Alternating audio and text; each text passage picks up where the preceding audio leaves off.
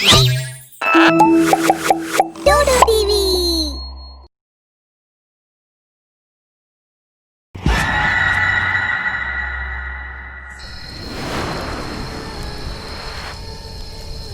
शहर के बाहर एक सुनसान सड़क जाती है।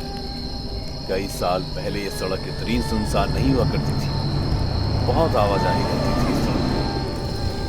लेकिन एक दिल दहला देने वाले मंजर ने सब कुछ एक झटके में ही उजाड़ दिया।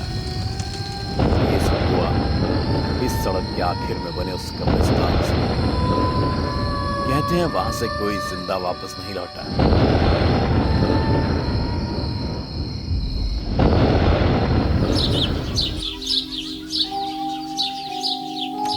दोस्तों, हाल ही एक मिशन है।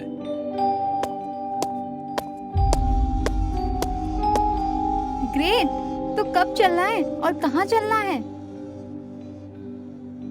कल यहाँ से लगभग 150 किलोमीटर दूर एक शहर के बाहर का कब्रिस्तान।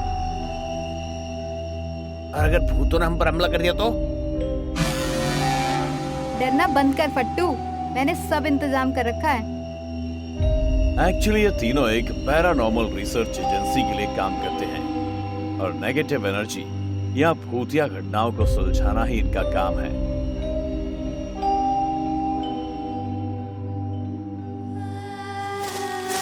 अगले दिन तीनों उस कब्रिस्तान के लिए निकलने से पहले घने जंगल में रहने वाले एक तांत्रिक के पास गए। उन तीनों को वहां देखकर तांत्रिक बोला, आप क्या समस्या लेकर आए हो? बोलो। बाबा, हम एक बहुत खतरनाक जगह पर जा रहे हैं तो समझ गया, तो मैं सुरक्षा कवच चाहिए।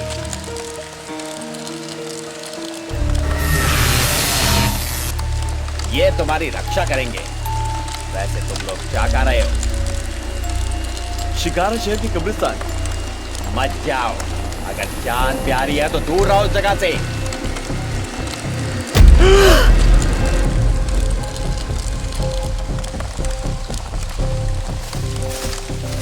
वे तीनों वहां से अपने ऑफिस में लौट आए, लेकिन तांत्रिक की बातों से हैरान थे। आज बाबा का बिहेवियर कुछ अलग सा था। शायद वो उस कब्रिस्तान को ज्यादा ही भयानक मान रहा। दोस्तों, हमें तांत्रिक की बात मान लेनी चाहिए और उस कब्रिस्तान में नहीं जाना चाहिए। हम कल निकल रहे हैं, फाइनल। हाँ,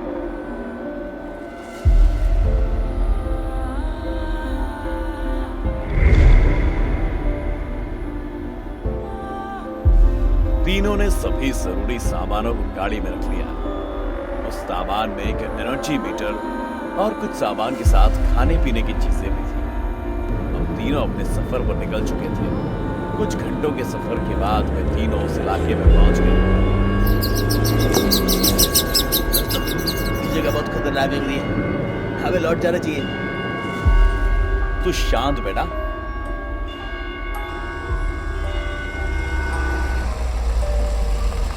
उन लोगों ने अपनी कार साइड में लगाकर पैदल कब्रिस्तान को ढूंढना शुरू किया। घना अंधेरा होने की वजह से साफ नहीं दिख रहा था। तभी शैली ने टॉर्च जलाई। मैं तो डर ही गई। दोस्तों, मिल गया कब्रिस्तान। वे तीनों अब अपनी इलेक्ट्रॉनिक डिवाइसेस के साथ उस कब्रिस्तान में कदम रखने जा रहे थे और जैसे ही विक्रम का पैर कब्रिस्तान के भीतर रखा, बहुत तेज हवा के साथ एक कपड़े का टुकड़ा विक्रम के मुंह पर आया। भाई, ये जगह बहुत खतरनाक है सचमुच। हमें इशारा मिला है, ये जगह हमें छोड़ देनी चाहिए। हम अपना काम खत्म किए बिना कहीं नहीं जा रहे। चल अब एनर्जी मीटर निकाल और उस कोने में कैमरा लगा।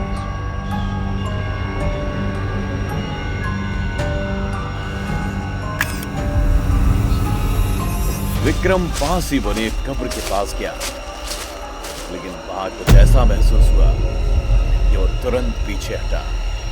विक्रम पसीना पसीना हो रहा था। गौरव, जल्दी से एनर्जी मीटर निकालो। उस मीटर को देखकर साफ एहसास हो चुका था ये जगह उन तीनों की सोच से कहीं ज्यादा खतरनाक थी।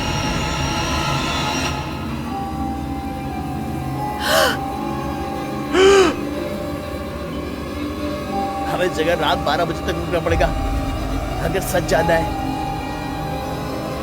वे लोग कुछ भी समझ पाते इससे पहले कई सारे भूतों ने तीनों को घेर लिया।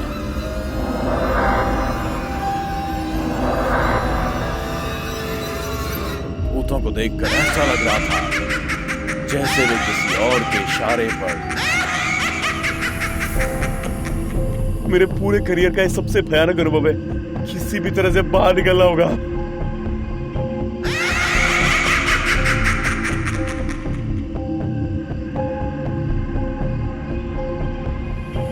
कुछ सोचो दोस्तों, वरना ये भूत हमें मार डालेंगे। तीनों उन भूतों से घिरे हुए बचने का उपाय सोच रहे थे, लेकिन उन्हें नहीं पता था कोई उनका इंतजार बहुत सालों से कर रहा था। वो कब्र कुछ अलग लग रही है, शायद इस समस्या से निकलने का उपाय मिल जाए। गौरव कब्र की तरफ भागा और उसने कब्र पर पड़ी धूल साफ की तो उस पर कुछ लिखा था, जिंदगी की सभी समस्याओं से मुक्ति। दोस्तों, हमारी समस्या का गौरव की मौत हो चुकी थी और उस कब्र से निकला भयानक पिशाच सबके सामने था। बाकी के भूत अब कहीं गायब हो चुके थे। आज 150 सालों का इंतजार खत्म हुआ, ये कब्रिस्तान फिर आबाद होगा।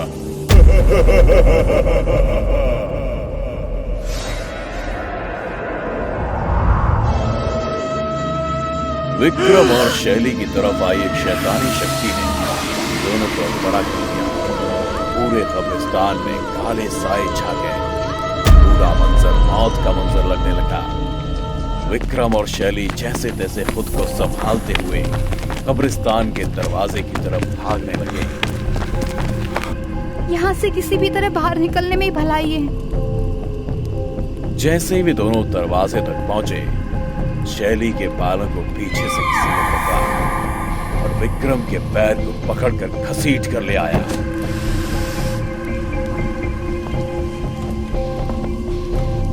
भागना चाहते हो, लेकिन कैसे?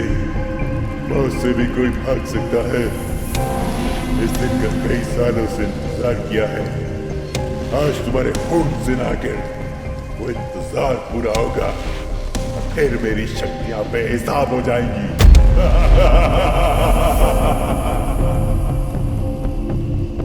तुम तीनों को क्या लगा था उस तांत्रिक के सुरक्षा कवच तुम्हें बचा लेंगे? उस हैवान ने उन तीनों दोस्तों को एक एक कर मौत के घाट उतार दिया। कोने में रखा उनका कैमरा ये सब देख रहा था। उस कब्रिस्तान पर सच ही लिखा था, जिंदगी की सभी समस्याओं से मुक्ति। तो किसी ने सच ही कहा है कि संसार में कुछ चीजें हमेशा पर्दे में हैं और उनसे छेड़छाड़ खतरनाक साबित हो सकती है।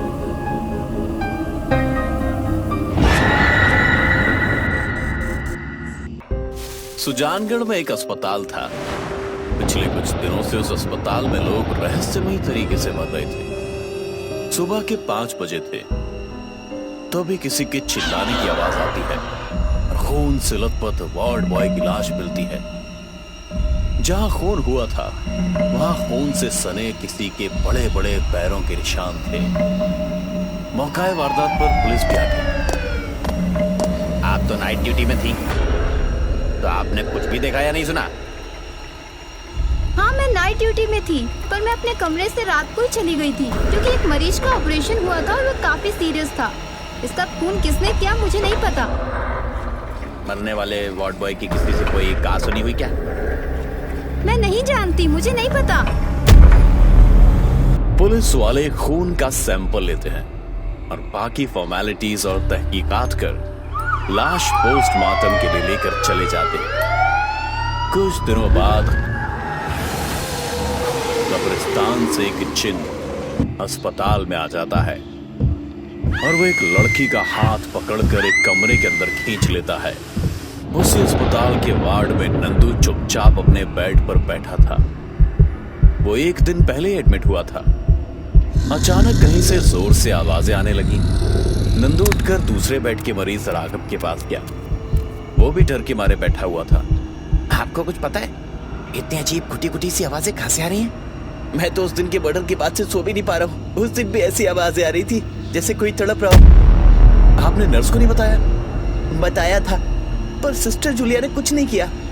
मैं जाकर नर्स के कमरे में देखता हूँ। वो जैसे ही नर्स जूलिया के कमरे में जाता है तभी वहां एक खौफनाक दृश्य देखकर डर जाता है। वो एक भयानक जिन था और एक लड़की को चाकू से गोद रहा था। चारों तरफ खून का फव्वारा छूट रहा था। धूल भरे बड़े बड़े पैरों के निशान देखकर नंदू वहां से वार्ड की तरफ भागते हुए आता है और आकर बेड पर बैठ जाता है। आपके कमरे में एक घायल लड़की पड़ी है। मैं अभी वहां गया था तो एक लंबा चौड़ा और बेहद भयानक शक्ल वाला जिन उस लड़की को चाकू मार रहा था। तुम्हें कैसे पता कि वह जिन था? मैंने अरेबियन नाइट्स में वैसे ही जिन देखे हैं, इसीलिए शायद। ओह गॉड, ये क्या हो रहा है हमारे अस्पताल में? नर्स जूलिया तुरंत अस्पताल वाले कमरों को खबर करती है। जब तक अस्पताल वाले पहुंचते हैं तब तक लड़की सिर्फ कब्रिस्तान वाला जिन कहकर लुढ़क जाती है। पुलिस आकर फिर छानबीन करती है। नंदू चुपचाप अपने बिस्तर में मुंह ढककर सो जाता है। ये कब्रिस्तान वाले जिन का क्या चक्कर है? सब चुपचाप खड़े रहते हैं। कोई कुछ नहीं जानता सिवाय नंदू के। पूछताछ करके पुलिस वाले चले जाते हैं। सिस्टर, मेरी तो जान निकल रही है डर के मारे। आप किसी से मत कहना कि मैंने किसी को देखा है। मैं इन चक्करों में नहीं फंसना चाहता। नहीं। आप डरिए नहीं, आपकी तबीयत खराब हो जाएगी। मैं कुछ करती हूँ। वो दरवाजा बंद कर देती है, परंतु तभी किसी के भारी कदमों के उस वार्ड में आने की आहट से सभी कांपने लगते हैं। वो आहट दरवाजे तक आती है, परंतु फिर वापस जाने की आवाज सुनाई पड़ती है। नर्स बाहर निकलकर देखती है तो दरवाजे पर लगा पीतल का क्रॉस बिल्कुल लाल हो गया था और धूल भरे पैर के निशान देखकर ही वो समझ जाती है कि ये जरूर कोई भूत प्रेत या जिन्न ही है। थैंक गॉड, अभी तो शायद इसी क्रॉस ने हम सबको बचा लिया। अगले दिन ड्यूटी बदलते ही सुबह सिस्टर रोजी वार्ड में आती है। अरे सिस्टर, नमस्कार, कैसी आप? मैं बिल्कुल ठीक हूँ। आपकी तबीयत कैसी है? तबीयत तो ठीक है, पर रात को ठीक से सो नहीं पाया। आधी रात होती अजीब अजीब सी आवाजें आनी शुरू हो गई थी। मेरी तो डर के मारे जान ही निकल गई। अच्छा, उस मर्डर की वजह से आप डर गए होंगे। सिस्टर, मैं उस रात को नर्स के रूम में गया था, लेकिन उस कमरे में खौफनाक साहिब किसी लड़की को मारते हुए देखकर वहां से भाग चला था। हाँ, पुलिस तहकीकात कर रही है। मैडम, ऐसे मामलों में पुलिस कुछ नहीं कर पाएगी। इसे तो कोई पीर फकीर या तांत्रिक ही भगा सकता है। हाँ, देखो अस्पताल वाले क्या करते हैं। तभी अस्पताल में मनोहर नाम का एक आदमी भर्ती होता है। अरे भाई, तुम्हें क्या बीमारी है? तुम किस वजह से अस्पताल में हो? मुझे बहुत तेज बुखार है। तभी नर्स मनोहर को दवा देने आती है। इतनी खूबसूरत नर्स को देखकर मनोहर का दिल मचल उठता है। मनोहर उसको देखकर बोलता है, वाह, आप तो बहुत खूबसूरत हैं। आपको तो देखकर ही मेरा बुखार उतर गया। क्या बोला? कुछ नहीं, कुछ भी तो नहीं। ये दवा खा लो, कल सुबह जब डॉक्टर आएंगे तो जो भी तकलीफ होगी बता देना। आपके हाथ से तो जहर भी खा लूंगा। अभी क्या बोला आपने? कुछ नहीं, मैं तो कह रहा था कि लाइए दवा खा लेता हूँ। सिस्टर रोजी गुस्से में पैर पटकती हुई वहां से चली जाती है। अरे राघव, ये तो एक नंबर का दिलफेक इंसान है। इसका नर्स पर ही दिल आ गया, बताओ। ए, तुम्हें नर्स से ऐसे नहीं बोलना चाहिए। अगर गुस्से में आ गई ना तो ऐसा वैसा इंजेक्शन लगा देगी तो होश ठिकाने आ जाएंगे। अरे भाई, मैं किसी से डरता थोड़ी हूँ। तभी आवाजें आनी फिर से शुरू हो जाती हैं। इस बार मनोहर उठता है और बाहर नर्स के कमरे में जाने लगता है। दोनों से मना करते हैं पर वो नहीं मानता। वो जैसे ही नर्स के कमरे के बाहर जाता है, उसे अजीब घुटी घुटी सी आवाजें सुनाई पड़ती हैं। वो दरवाजा खोलकर झांकता है, तभी दो मजबूत हाथ उसे अंदर खींच लेते हैं।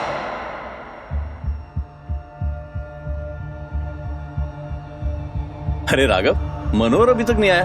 लगता है सचमुच उसने किसी रोजी सिस्टर को अपनी मीठी बातों के जाल में तो नहीं फंसा लिया है। हाँ यार, चलो देखते हैं। जैसे ही वो दोनों नर्स के कमरे में जाते हैं, बाहर से ही जोर जोर उठापटक की आवाज सुनाई पड़ती है। अरे यार, उसी कमरे में तो अभी भी मनोहर गया था।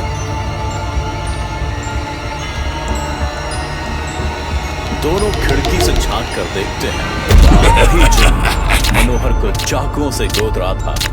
चारों तरफ खून का फव्वारा छूट रहा था। मनोहर जमीन पर बड़ा तड़प रहा था।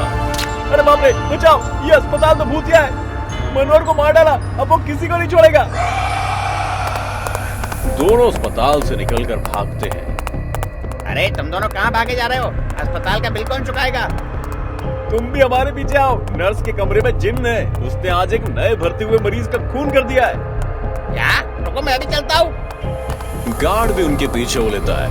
वे तीनों रात के अंधेरे में भागते भागते खाली पड़े मकान में, जो कि अभी पूरा नहीं बना था, उसी में घुस जाते हैं और दरवाजा बंद कर लेते हैं। तभी उन्हें भारी कदमों की आहट सुनाई देती है। अरे बाप रे, लगता है वो सूंघता हुआ यहाँ तक आ गया। लगता है वो आ गया।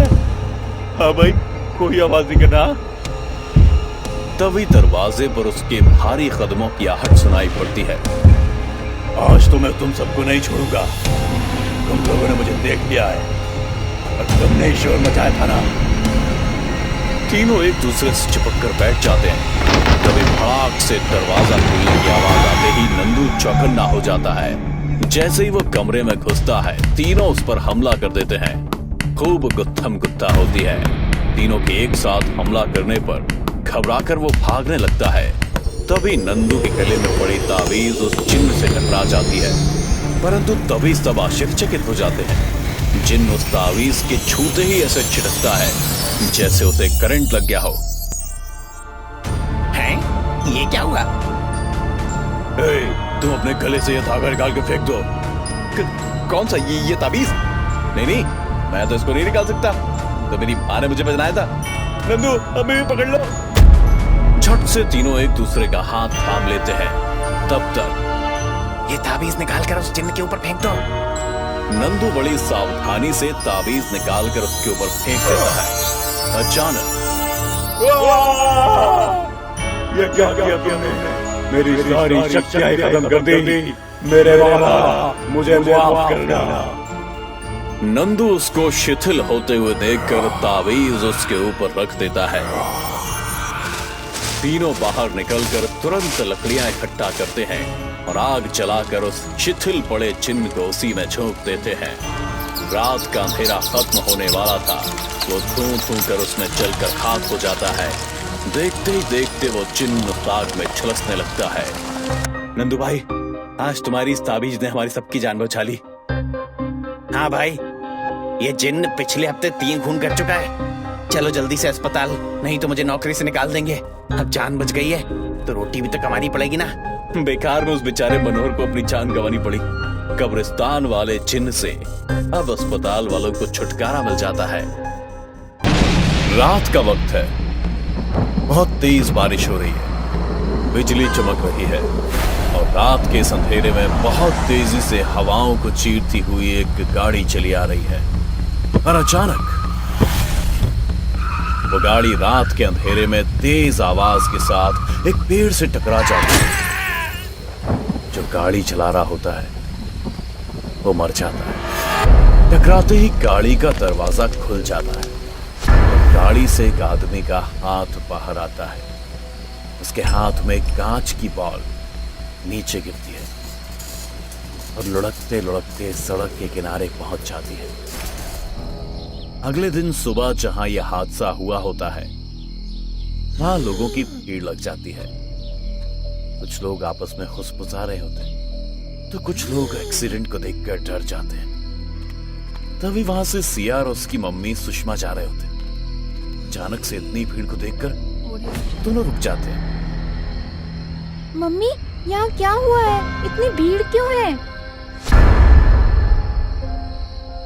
बेटा, लगता है यहाँ कोई हादसा हुआ है। रुको, मैं देखती हूँ। जैसे ही सुषमा भीड़ के पास जाकर देखने लगती है, तभी सिया को वो चमकती हुई बॉल सड़क के किनारे पड़ी हुई दिखती है, जो कल रात एक्सीडेंट के वक्त मरने वाले इंसान के हाथ से गिर गई थी। ये क्रिस्टल बॉल कितनी अच्छी लग रही है। चलो, मैं इसे घर ले चलती हूँ। ऐसा कहकर सिया बॉल को अपनी पॉकेट में डाल लेती है। इधर एक्सीडेंट स्पॉट पर पुलिस आकर भीड़ में खड़े लोगों से पूछताछ करने लगती है। हाँ, आप में से किसी ने कुछ देखा? कोई जानता है गाड़ी किसकी है? कोई कुछ जवाब नहीं देता। इससे पहले एक पागल इंसान वहां से चिल्लाते हुए भागता है।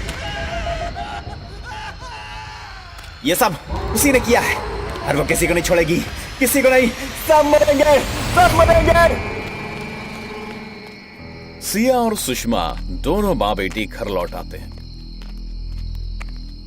सिया, उसके घर में उसकी मम्मी सुषमा, पापा मोहन और एक छोटी बहन दिया है।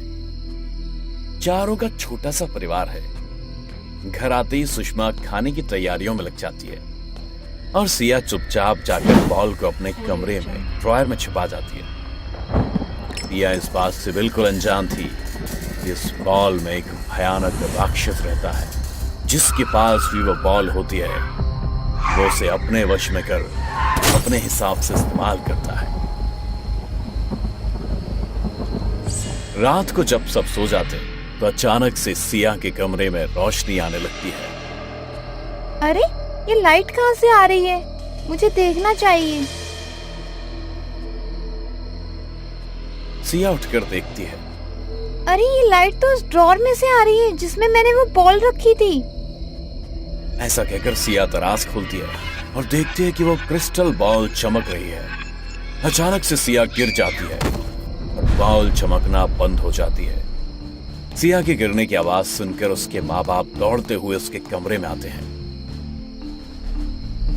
अरे बेटा सिया, क्या हुआ तुझे? तू गिर कैसे गई? पता नहीं पापा। चल उठ बेटा, उठ, बिस्तर पर आजा, सो जा तू। सिया को सुलाकर मोहन और सुषमा अपने कमरे में चले जाते हैं। इधर कुछ दिन बीत जाते हैं और अचानक से उनके घर में कुछ ना कुछ अजीब घटनाएं होने लगती हैं, जिनसे सुषमा परेशान हो जाती है। मोहन उसे परेशान देखकर पूछता है, सुषमा, क्या हुआ तुम्हें? आजकल तुम बहुत परेशान रहती हो। मोहन, आपने शायद ध्यान नहीं दिया। 2-4 दिन से कुछ न कुछ अपशकुन हो रहे हैं। परसों जब मैं नींबू पानी बना रही थी और मैंने नींबू काटा, तो वो नींबू अंदर से लाल निकला। रोज रात घर के दरवाजे पर बिल्ली रोती है। आज जब मैंने अखबार उठाने के लिए दरवाजा खोला, तो अखबार पर खून लगा हुआ था। मुझे तो बहुत डर लग रहा है। तुम डरो मत, हम कुछ सोचते, सब ठीक हो जाएगा। मोहन ऐसा कहकर सुषमा को तसल्ली तो देते हैं, लेकिन असल में वो भी डरे हुए होते हैं, क्योंकि उन्होंने भी कई बार घर में कुछ अजीब सा महसूस किया था। एक रात छोटी बेटी दिया की अचानक से आंख खुलती है और वो देखती है कि अलमारी के ऊपर कोई काला साया है। वो डर के मारे जोर से चिल्लाने लगती है और उसकी बड़ी बहन सिया उसके पास ही सोई होती है। वो उसे गले लगा लेती है। तभी उसके चिल्लाने की आवाज सुनकर सुषमा और मोहन भी आ जाते हैं।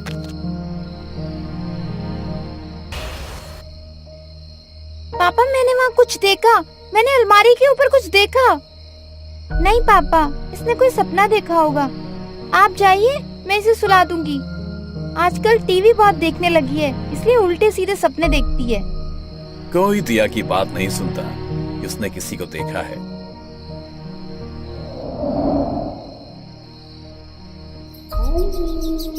इसी बीच एक रात सुषमा पानी पीने के लिए कमरे से बाहर आती है तो अचानक से उसे भी कोई काला साया दिखता है और वो सीढ़ियों से गिर जाती है।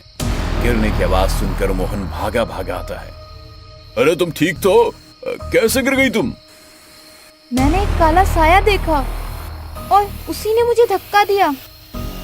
दोनों डर जाते हैं और अपने कमरे में चले जाते हैं।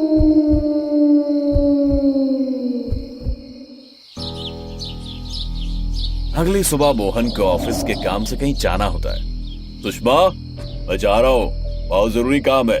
तुम अपना और बच्चों का ध्यान रखना, बाकी बातें हम आकर करेंगे। सुषमा हाँ में सर हिलाती है और वो उसे बाय करके चला जाता है। मोहन के जाने के बाद दिन तो अच्छे से बीत जाता है, लेकिन रात होते ही सुषमा सिया और दिया को सुलाकर अपने कमरे में चली जाती है। आधी रात को सुषमा को कोई आवाज सुनाई देती है। उसकी आंख खुल जाती है।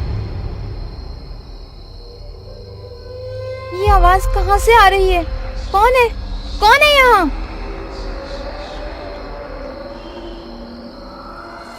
वो और कुछ कह पाती, इससे पहले उसे अपने सामने एक बड़ा सा काला साया दिखाई देता है, जिसकी दो लाल लाल आंखें हैं, दांत बाहर निकले हुए हैं, बड़े बड़े नाखून हैं, चेहरे पर बाल उड़कर उसे और डरावना बना रहे हैं। सुषमा कांपती आवाज से कुछ बोलने की कोशिश करती है पर बोल नहीं पाती। वो लड़खड़ाते कदमों से वहां से अपने बच्चों को बचाने के लिए भागती है। लॉबी तक पहुंचती है, लेकिन इससे पहले ही वो साया उसके पैर पकड़कर खींच लेता है। वो गिर जाती है, खुद को बचाने की बहुत कोशिश करती है, पर वो साया उसे कमरे में ले जाता है और मार देता है।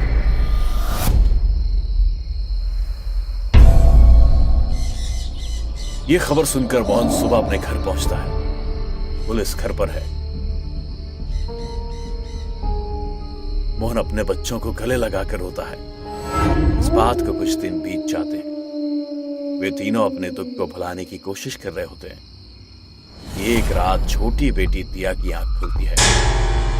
उसे एक सुंदर सी गुड़िया दिखाई देती है। आओ, मेरे पास आओ। देखो, मैं तुम्हें बुला रही हूँ, जल्दी आओ। दिया उस गुड़िया के पीछे पीछे चलने लगती है और उसके पीछे पीछे काला साया चलता है। आओ, मुझे पकड़ो। ऐसा कहते हुए दिया को सड़क तक ले जाती है। दिया उस गुड़िया के पीछे पीछे चल रही होती है, तभी एक गाड़ी उसे टक्कर मार देती है और वो मर जाती है। अगले दिन एक बार फिर घर में मातम का माहौल है। मोहन अभी अपनी पत्नी के गम से भी नहीं उबरा था कि उसने अपनी बेटी को भी खो दिया। मोहन घर को मनहूस कहकर अपनी एक बेटी सिया को लेकर कहीं और छोटे से घर में चला जाता है। दोनों अपने नए घर में होते हैं। तभी एक रात मोहन अपनी बेटी सिया के चिल्लाने की आवाज से उठता है। पापा बचाओ, मुझे बचाओ। वो भागा भागा आता है और देखता है कि कोई उसकी बेटी के बाल पकड़कर उसे हवा में उड़ा रहा है, लेकिन कोई नजर नहीं आ रहा है। मोहन जैसे अपनी बेटी के बाल काटकर उसे बचाता है और जोर से चिल्लाता है, कौन हो तुम? क्यों मेरे परिवार के पीछे पड़े हो? हमने तुम्हारा क्या बिगाड़ा है? मोहन को कोई जवाब नहीं मिलता।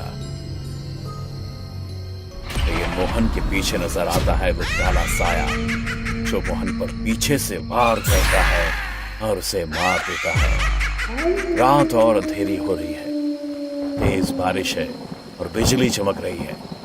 सिया घर की छत पर हाथ में क्रिस्टल बॉल लिए खड़ी है। सिया के चेहरे पर लाइट पड़ती है। सिया के चेहरे में नजर आता है वो लाल लाल आंखों वाला काला साया, जिसके वश में होकर सिया ने पहले अपनी माँ को, बहन को और फिर अपने पापा को मार दिया। सिया छत से कूदकर अपनी जान दे देती है। और उसके हाथ से वो क्रिस्टल बॉल कहीं दूर गिर जाती है। सुबह पुलिस तहकीकात करने के लिए आती है और वो पागल वहां भी आकर चिल्लाते हुए भागता जाता है, इसको भी मार डाला, सबको मारेगी वो। वो क्रिस्टल बॉल सुबह एक लड़के को मिलती है तो वो उसे उठाकर अपनी जेब में डाल लेता है।